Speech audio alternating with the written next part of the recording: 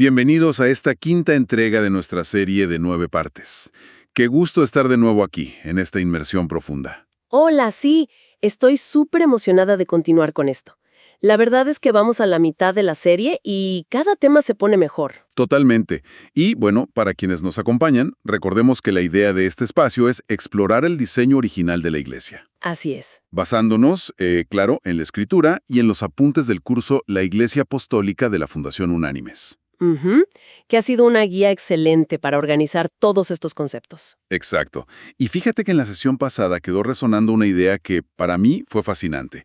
Vimos que los creyentes del primer siglo se negaban a adoptar las liturgias del templo. Cortaron de raíz con eso. Sí, de raíz. Y eso nos deja una duda súper lógica sobre la mesa. O sea, si no había rituales de templo, ni sacerdotes haciendo ceremonias, ¿qué hacían? Pues uno pensaría que, Digo, simplemente acomodaban sillas en filas y se sentaban a escuchar un sermón como hacemos hoy en día. es la deducción natural, claro, porque es nuestro único marco de referencia. Pero antes de entrar de lleno a responder eso y analizar el concepto del famoso sermón, creo que es súper vital hacer una aclaración. Ujú, muy importante. Sí, hay que poner una pausa enfática aquí. Esta exploración no es una crítica. Para nada. Exactamente. No es un ataque a las iglesias actuales, ni a las denominaciones, ni muchísimo menos a los pastores que trabajan incansablemente sosteniendo este modelo dominical. Claro, el espíritu de la charla es puramente exploratorio. Es tratar de entender qué dicen realmente los textos bíblicos sobre las reuniones originales. Descubrir, no condenar a nadie. Así es. Porque la mayoría de los líderes hacen un trabajo admirable con las herramientas que heredaron. Pero para entender esto, tenemos que empezar analizando a quien lleva hoy todo el peso. El rol más tergiversado de la eclesiología moderna. Ajá, el pastor. Y fíjate cómo funciona hoy.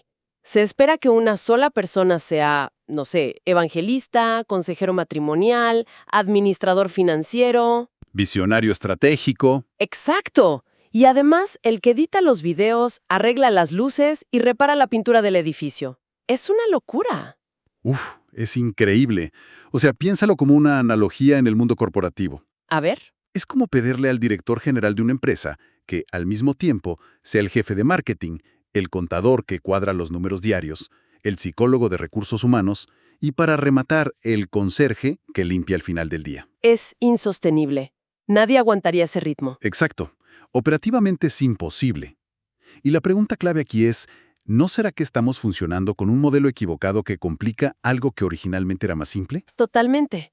Y ese modelo, o ese sistema operativo del que hablas, recae abrumadoramente en un evento central. La reunión del domingo. Ajá, la reunión principal. Y el núcleo de ese evento es el sermón. Un monólogo de 40 a 60 minutos. Que exige muchísimo. Imagínate, requiere técnicas de comunicación súper avanzadas para mantener a la gente atenta. Tienes que ser un orador impecable. Y esto inevitablemente convierte la reunión en un evento de consumo. Y aquí es donde la investigación se vuelve súper reveladora. Hay un dato impactante sobre la palabra sermón en los textos originales. Sí, esto me dejó pensando muchísimo. Es que la palabra sermón no aparece en ningún lugar del Nuevo Testamento. 0 veces. Cero. Ni una sola vez. Y seguro alguien estará pensando, bueno, ¿y el Sermón del Monte? Claro, Mateo 5, 6 y 7. Ajá. Pues resulta que ese título no está en los manuscritos originales. Fue un añadido editorial que le pusieron siglos después. El texto solo dice que Jesús se sentó y les enseñaba. Wow. O sea que el concepto de dar un sermón a una congregación no existía como tal. Entonces, si vamos al griego original, ¿qué palabras usaban para lo que hoy llamamos prédica? Pues hay dos palabras principales y las solemos traducir mal. La primera es evangelizo. Que de ahí viene evangelizar, me imagino. Así es. Aparece 104 veces. Pero fíjate en el objetivo. Predicar las buenas noticias a incrédulos. Solo a incrédulos. Exacto. Es una acción dirigida exclusivamente a los que están afuera, a los que no han creído. Ok, entonces esa es una. ¿Y la segunda? La segunda es keruso. Esta aparece 61 veces y tiene que ver con hacer un anuncio público. ¿Como un heraldo? Ajá, imagina un heraldo en una plaza del Imperio Romano gritando a todo pulmón un edicto del rey para que todo el pueblo escuche. O sea, un anuncio oficial en medio de la calle. Exactamente. Entonces, aquí viene el giro radical, el momento de revelación. En el 100% de los casos, tanto evangelizo como querusó se realizaban fuera de la asamblea. Nunca adentro. Porque si la prédica y la proclamación eran acciones hacia afuera, ¿qué hacían los de adentro? O sea, al cerrar la puerta de la casa donde se reunían, ¿a qué se dedicaban? Pues puertas adentro, el objetivo era otro completamente distinto. Era la edificación mutua, la enseñanza y la exhortación de los que ya eran creyentes. Y ahí es donde entra este concepto griego fundamental, ¿verdad? Exacto, el concepto de aleleón. Que significa el uno con el otro, o Ujú. mutuamente. Ajá. Y no es una palabra menor, aparece 100 veces en el Nuevo Testamento. Y fíjate, 59 de esas veces son mandatos directos. Mandatos de reciprocidad. Totalmente. Ámense los unos a los otros, perdónense los unos a los otros, anímense, exhórtense, todo es en red, todo es comunitario. Claro, pero a ver, para alguien que está acostumbrado a ir, sentarse en silencio y escuchar a un experto, esto suena a que podría ser un caos. ¿Cómo se veía esto en la práctica?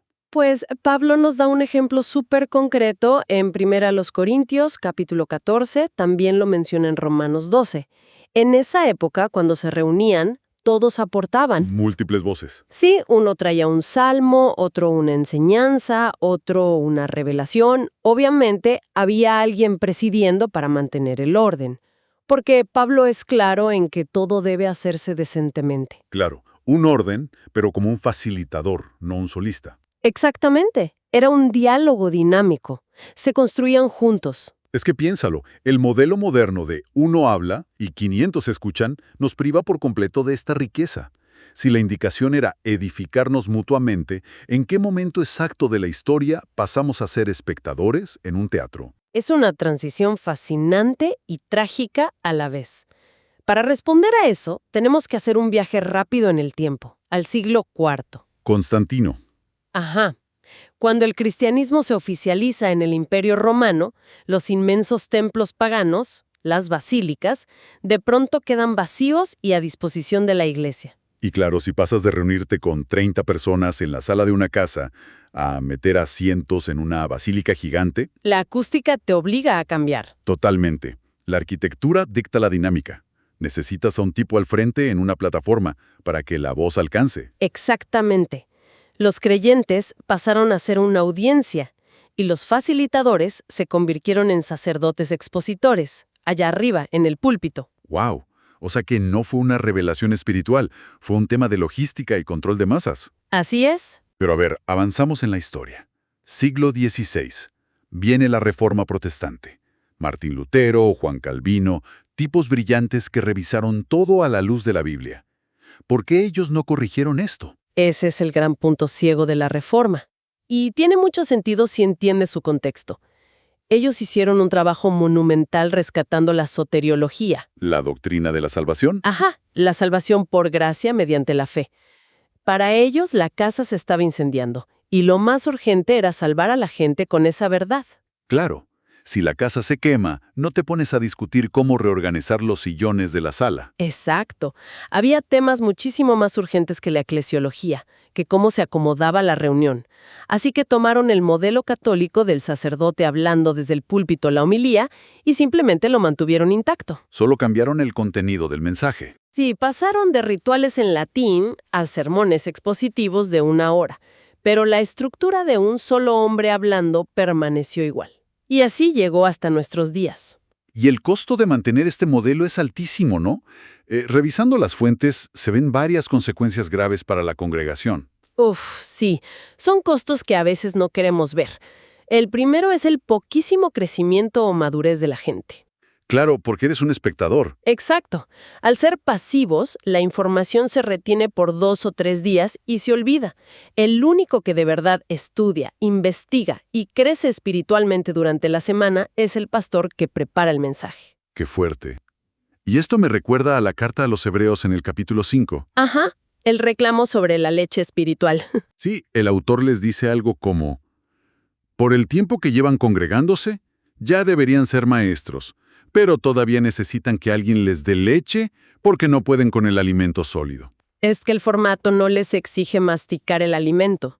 Y de ahí se deriva el segundo gran costo, la idealización. Uy, sí, Empezamos a seguir al expositor carismático. exacto. La gente sigue a su pastor predilecto, al que habla más bonito, al que tiene las mejores anécdotas, en lugar de seguir a Cristo. Se vuelve un tema la personalidad. Y el tercer costo, que creo que es el más peligroso, es la falta de corrección. Al ser un monólogo, no hay filtro en tiempo real. Para nada. Y hay una anécdota en el material de Unánimes que ilustra esto de forma perfecta. Sí, la del pastor en California. Ajá. Un pastor muy preparado, en una iglesia grande, estaba enseñando sobre el capítulo 12 de Hebreos. Sobre la nube de testigos. Exactamente. Y él enseñó desde el púlpito que esa nube de testigos eran los hermanos de la congregación que ya habían fallecido y que estaban allá en el cielo asomados, viéndolos como desde una tribuna. Lo cual teológicamente es súper problemático. O sea, el contexto del capítulo anterior habla de los héroes de la fe y su testimonio de vida, no de que los muertos nos espían. Claro, es un error de interpretación. Pero el problema real no es que el pastor se haya equivocado. Todos nos equivocamos. Seguro. El verdadero problema es que en una sala con cientos de personas, seguramente varios conocían sus Biblias y se dieron cuenta del error. Pero ¿quién iba a levantar la mano en medio del sermón dominical para corregirlo? Nadie. El formato mismo te lo prohíbe. Si interrumpes, eres el rebelde que está rompiendo el orden del culto. Exacto. En cambio, en el modelo horizontal del primer siglo, con el alelo, eso se habría aclarado ahí mismo, en amor, como comunidad. Construcción mutua de verdad. En red. Y creo que este es un resumen perfecto de nuestra inmersión de hoy. Las asambleas originales no eran audiencias de consumo pasivo. El crecimiento sucedía ahí, a nivel de la comunidad, no desde un pedestal. Totalmente. Y sabes, para quienes sienten inquietud al escuchar esto, para quienes dicen, wow, yo quiero explorar esto más a fondo, existe un esfuerzo muy interesante llamado Sínode. Somos iglesia, ¿cierto? Sí, somos iglesia, no denominaciones. Y hay que aclarar que no es una nueva denominación ni una institución con líderes jerárquicos. Es simplemente una red digital y gratuita de creyentes que están buscando lo mismo. Yo he visto su sitio, en sinode.org, y tienen una wiki doctrinal súper completa. Creo que son más de 170 artículos. Sin sesgos de ninguna iglesia en particular. Es ideal para quienes buscan doctrina sana y anhelan una comunidad horizontal. Excelente recurso, synode.org, por si alguien quiere sumergirse por su cuenta, sin presiones. Exacto. Está ahí para el que lo necesite. Pero bueno, el tiempo nos gana. Y creo que hoy descubrimos algo gigante. El sermón monológico no era el centro de la reunión bíblica. Para nada. Pero esto me deja una pregunta picando en la cabeza para nuestra próxima entrega. Si el sermón no era el centro, ¿qué pasa con la otra mitad de nuestras reuniones modernas? ¡Ay, la música! Exacto. ¿Qué papel jugaba realmente la música y lo que hoy llamamos el tiempo de alabanza en ese primer siglo? ¿Había conciertos con luces en las casas de Corinto? Te aseguro que la respuesta nos va a mover el piso tanto o más que el tema de hoy. Es un análisis que no se pueden perder. Definitivamente. Así que invitamos a cada persona que escucha a llevar todas estas reflexiones a su propio estudio de la Biblia, que es donde verdaderamente encontramos las respuestas. Así es, lean la Escritura por ustedes mismos. Ha sido un placer acompañarlos hoy. Nos despedimos dejándoles una bendición final en el nombre de Jesucristo. Que su gracia y paz estén con todos. Hasta la próxima.